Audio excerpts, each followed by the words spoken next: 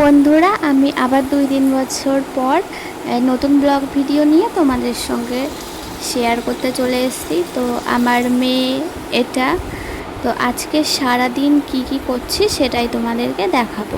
রান্না বান্না ঘরের কাজ যা করি আমি সেগুলো দেখাবো। আর আমি আছি আসানসোলে।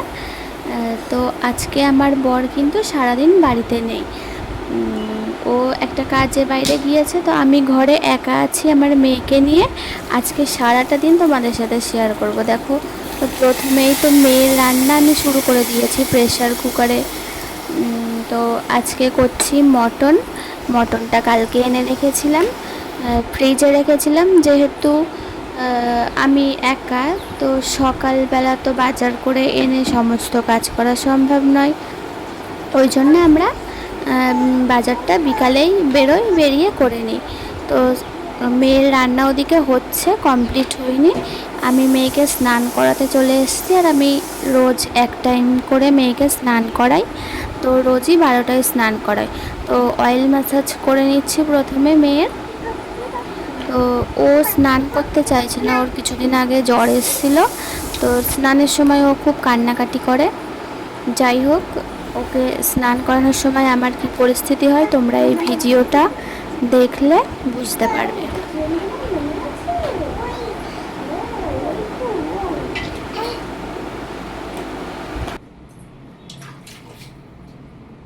একটু দাঁড়াও, একটু স্নানটা করো, এমন করলে হয়? লাগবে কিন্তু লাগবে। থাক থাক থাক থাক, আর করাচ্ছি না, করাচ্ছি না।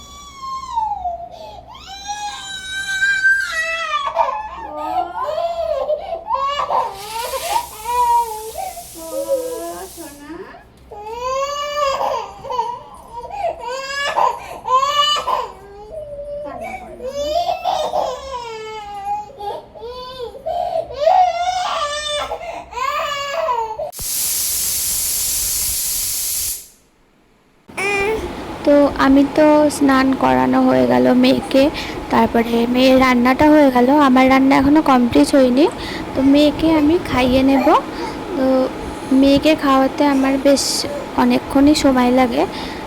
ও যদিও ঝামেলা করছিল না, তাড়াতাড়ি খেয়ে নিচ্ছিল, কিন্তু তবুও তো 20-25 মিনিট সময় তো আমার লেগে যাবে। তো আমি সেই খাবারটা ওকে খাইয়ে দিয়ে তারপরে কিন্তু আমি আমার নিজের রান্নাটা করব। এখনও কিন্তু আমি আমার রান্নাটা কমপ্লিট করতে পারিনি। আর এদিকে প্রায় 12:30 একটা কিন্তু বেজে গিয়েছে। আর তোমরা তো প্রথমেই দেখলে আমি এখনও জামা কাপড় বিছিয়ে রেখেছি। তো এখনও সেই জামা কাপড়গুলোও কাচা হয়নি। তো মেয়ে এখনও সকাল থেকে কিন্তু একবারও ঘুমায়নি, ও জেগেছিল। ওকে কোলে করে নিয়ে আমি কিন্তু ওর রান্না বান্না গুলো করেছি। আর তোমাদেরকে তো দেখালাম না যে ওকে সকালবেলা আমি কিন্তু দুধ খাওয়াই, ডিম সেদ্ধ খাওয়াই। তো যাই হোক, তারপরে এখনও আমার মেয়ে ঘুমায়নি। তো আমার রান্নাটা কিন্তু চাপিয়ে দিয়েছি। এদিকে আমার মাংসটা কষা হয়ে গিয়েছে, মাংসটায় জলও দিয়ে দেব। তো তারপরে কিন্তু ওর একটু একটু ঘুম পাবে, তখন আমি ওকে ঘুমাতে নিয়ে যাব। ও কিন্তু আমার কোলেই আছে, এই যে ও আমার কোলে বসে আছে, দেখে নাও তোমরা। ওকে কিন্তু আমি প্রায় সময় এরকম কোলে করে নিয়ে তারপরে রান্নাটা করি। তো ও এখন বলছে ঘুমাবে। যাই হোক, আমি মাংসটা এখানে ফুটতে দিয়েছি ঢেকে দিয়ে। তো তারপরে আমি ঘরে চলে এসেছি ওকে ঘুম পাড়ানোর জন্য। দেখো, ও ঘুমিয়েও পড়েছে। এবার এদিকে আমি কিন্তু এই যে মাংসটা এবার নামিয়ে নেব। নামিয়ে আমি কিন্তু স্নানে চলে যাব। তো জামা কাপড়টা এখন আমার পক্ষে কাচা কিছুতেই সম্ভব না, কারণ প্রায় 2টো বেজে গিয়েছিল।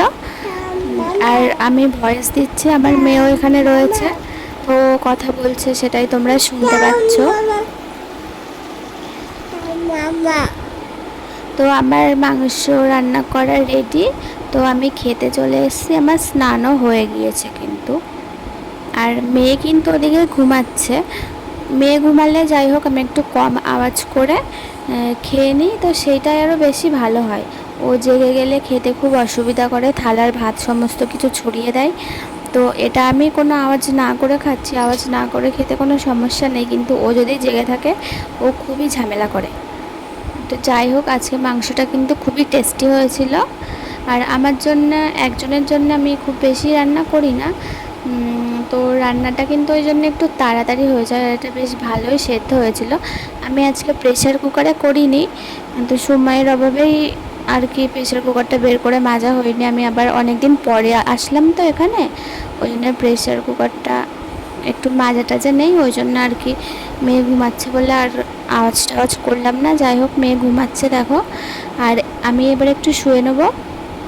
আর তার আগেই কিন্তু আমি এখান থেকে প্রচুর আলো আসে, তো আমি এই আলোটা কিন্তু ঢেকে নিই। এই আলোটা থাকলে ঠিক ঘুম হয় না, মেয়েরও প্রবলেম হয়। মেয়ে যেহেতু আলোর মধ্যে ঘুমিয়ে পড়েছে, ওই জন্য আর উঠছে না, কিন্তু এখানে এটা আমি ঘুমাতে পারবো না, ওই জন্য আমি দিয়ে নিলাম। তো যাই হোক, মেয়ে কিন্তু উঠে পড়েছে দেখো, ওটা আমি আবার সরিয়ে দিয়েছি, ঘরটা পুরো আলো আলো হয়ে গিয়েছে। আর আমার মেয়ে এখানে পুরো এটা হচ্ছে এক বয়েম মুড়ি পুরো ফেলে দিয়েছে, পুরোই ফেলে দিয়েছে। ঘুম থেকে উঠে মুড়ির কৌটো দেখেছে আর পুরো কৌটোটা ফেলে দিয়েছে। যাই হোক, মুড়ি অল্পই ছিল একটু, আর ও যখনই আমি মুড়ি দিই, ও বাটি থেকে তুলে কখনোই খায় না, ও কিন্তু তুলে তুলে এরকমভাবেই খায়। তো যাই হোক, এরকম ফেলে দেবে, ফেলে তুলে খাবে। তারপরে তো সারা ঘর করে বেড়াচ্ছিল, মানে হামাগুড়ি দিয়ে দিয়ে এদিক ওদিক সেদিক এরকম করে বেড়ায়। আর জিনিসপত্র যা পায়, একটা এখানে একটা ওখানে, এইসবই করে দেয়। তো ছোটরা তো এরকম করবেই। দেখো আমার মেয়ে কতটা মুড়ি ছড়িয়ে দিয়েছে এখানে। আর ব্যালকানিতে ওদিকে জামা কাপড় এখনও ভেজানো আছে, যেহেতু আমি একটু শুয়ে নিয়েছিলাম আর কাচিনি, কারণ এত কাজ একসঙ্গে করতে গেলে শরীর কিন্তু খারাপ হয়ে যাবে।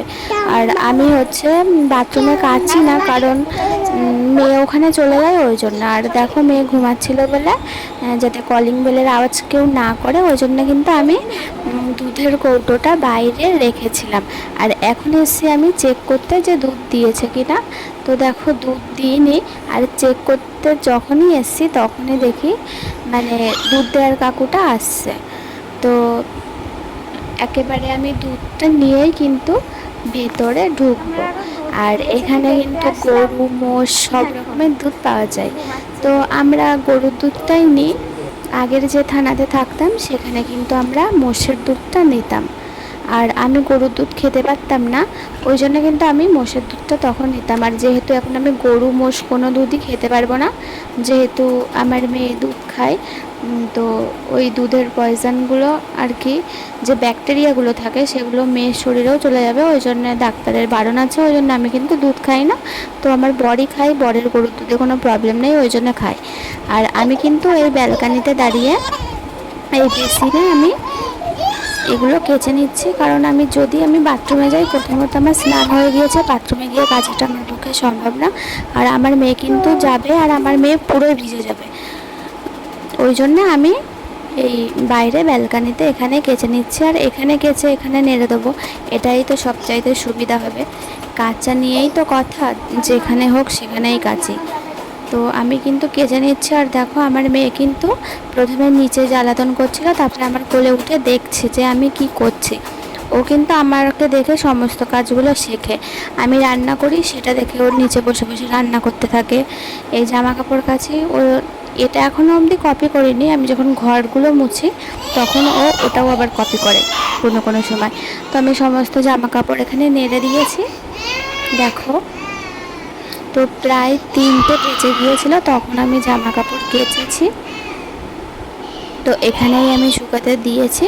তো বন্ধুরা, মেয়ে কিন্তু বেশ কিছুক্ষণ আগে ঘুম থেকে উঠে গিয়েছে, আর এখানে আমি বসিয়ে নিয়েছি মেয়ের জন্য গরম জল। তো এই জলটা দিয়ে আমি ওর দুধ তৈরি করে দেব। তো ওর দুধটা আর আমার চাটা একসাথে করে নিচ্ছি। আমরা দুজন খাবো আজকে, রোজ থাকে সঙ্গে ওর বাবা। তো আজকে ওর মনটাও ভালো নেই, সারাদিন যেহেতু বাবাকে ঘুম থেকে উঠেই দেখে না, আর যখন খাচ্ছিল তখন তো পাপা পাপা পাপা করেই যাচ্ছিল। আর ও তো জানে যে আমরা 3জনে একসঙ্গে বসে খাই, ওর বাবা যখন এরকম দু এক সময় থাকে না, তো ও কিন্তু এরকম পাপা পাপা করতেই থাকে। তো আমার চাটাও কিন্তু এদিকে হয়ে গিয়েছে।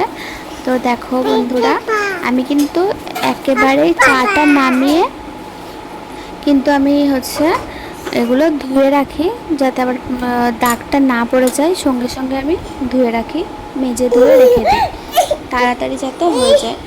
তো এখন যাব, মেয়ে ওইদিকে বসে একা একা খেলা করছিল।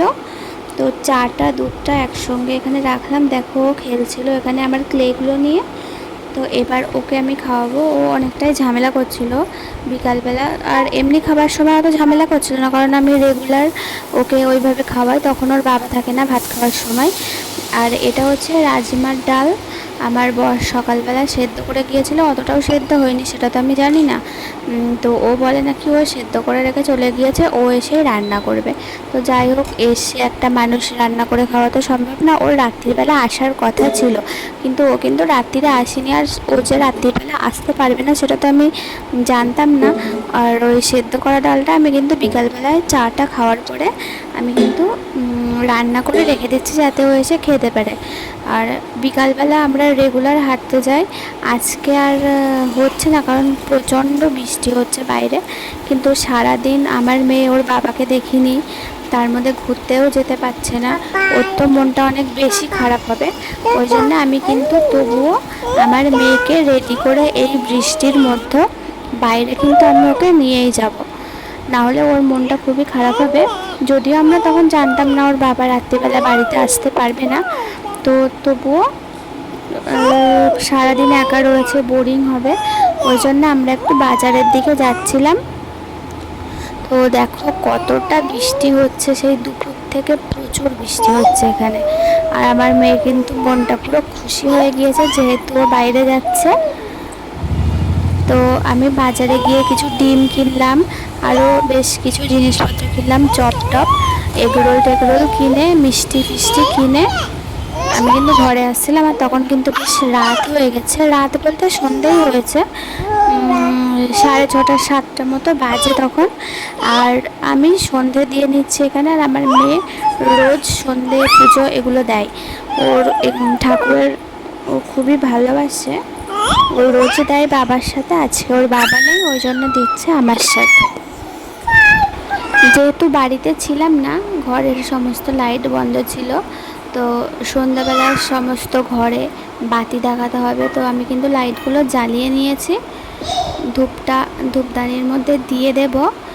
তো রেগুলার ওর বাবার সাথে পুজো দেয়, আজ আমার সাথে দিচ্ছে। তো এবার আমি বাইরে তুলসী গাছে একটা ধূপ দেব। তো আমি যখন আগের বার এখান থেকে চলে গিয়েছিলাম, তুলসী গাছটা মারা গিয়েছিল, বড় ছিল না, আমিও ছিলাম না, 15 দিন মতো কেউ ঘরে ছিলাম না, তুলসী গাছ ফুল গাছ সমস্ত গাছগুলো মারা গিয়েছিল। তো এবার বাড়ির থেকে আসার সময় আমি কিন্তু তুলসী গাছটা আবার নিয়ে এসেছি, মেয়ের বাস্কেটে করে নিয়ে এসেছি, ওই জন্য গাছটা ভালো ছিল। তো সেই গাছটা এখন অনেকটা বড় হয়ে গিয়েছে, তো ওখানেও আমি একটা বাতি দেব। আর আমি কিন্তু বেশ কটা ফুল গাছও এখন ওখানে লাগিয়েছি। আমি বাইরে ঘুরতে গিয়েছিলাম পুলিশ লাইনের মাঠে, তো ওখানে প্রচুর ফুল গাছ ছিল, তো ওখানে তুলে তুলে ফেলেও রাখা ছিল। আর পাশে তো প্রায় 50-60টারও বেশি গাছ চারা গাছ ছিল, তো ওখান থেকে আমি 5-10টা মতো গাছ আমি নিয়ে এসেছি। আর প্রচুর গাছ ওখানে তুলে তুলে ফেলা ছিল, তো আমিও বাইরে গিয়ে ধূপটা দিয়ে আসলাম। বাইরে ফোনটা নিয়ে গেলাম না, যেহেতু বাচ্চাটা কোলে আছে, প্রবলেম হচ্ছিল সমস্ত কিছু করতে। আর এদিকে রাত্রিবেলা কিন্তু আমি ভাত করে নিয়েছিলাম, তো তারপরে গিয়ে তোমাদেরকে একটু আমি দেখিয়ে দিলাম তুলসী গাছটা, যে না একটু দেখিয়ে দিই। এবারে বাজার থেকে আমি যেগুলো নিয়ে এসেছি সেগুলো নিয়ে বসলাম। এখন আমি জানতাম না যে আমার বর আজকে বাড়ি আসবে না, তো বরের জন্যও রেখে দিয়েছিলাম। তো আমি আজকে বাজার থেকে এনেছিলাম দুটো লেডিকেনি আর বোঁদে এনেছিলাম, তো মেয়ে আর আমি দুজনে বসে বসে খাচ্ছিলাম, আর ওর বাবার জন্য কিছুটা রেখে দিয়েছিলাম। আজকে প্রচুর কষ্ট হয়ে গিয়েছিল, যার জন্যে ভিডিওটা এই সন্ধ্যাবেলা অবধিই করতে পারলাম। এরপরে রাত্রির বেলার খাওয়া দাওয়া এসব আর কোনো কিছু আর রেকর্ড করতে পারলাম না। তো এইটুকুই তোমাদের সাথে আজকে শেয়ার করছি, জানি না আবার কবে ভিডিও দিতে পারবো।